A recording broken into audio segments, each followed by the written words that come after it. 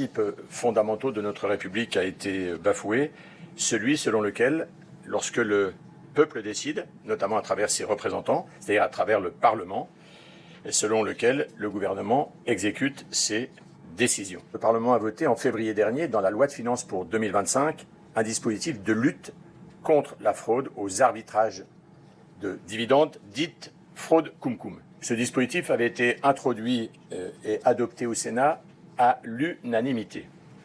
Il poursuit un objectif clair de justice fiscale. Il lutte contre des montages frauduleux d'évitement de l'impôt mis en œuvre par certaines banques qui perçoivent d'ailleurs au passage une rétribution.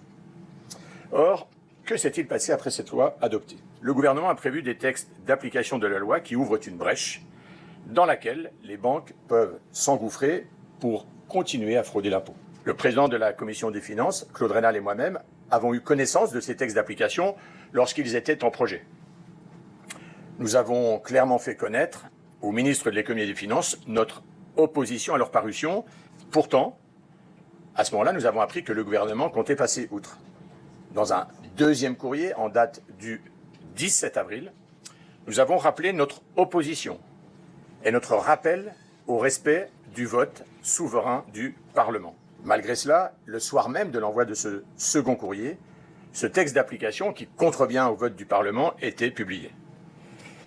Pour tout vous dire, je n'ai pas réussi, malgré plusieurs contacts avec le ministre et ses services, à comprendre les raisons pour lesquelles le gouvernement ne respectait pas le vote du Parlement, vote pourtant rappelé par le président Claude Raynal et moi-même.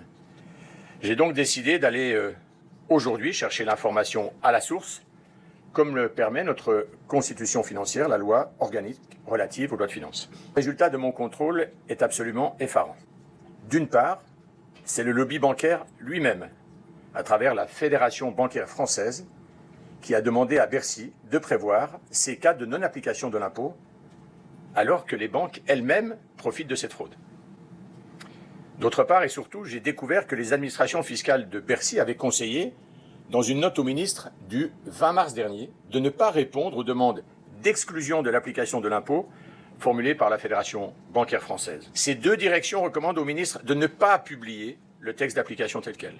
Le président et le rapporteur général de la Commission des finances du Sénat, à l'origine de la loi, demandent expressément au ministre de ne pas publier le texte d'application tel quel. Et pourtant, le gouvernement publie le texte d'application tel quel.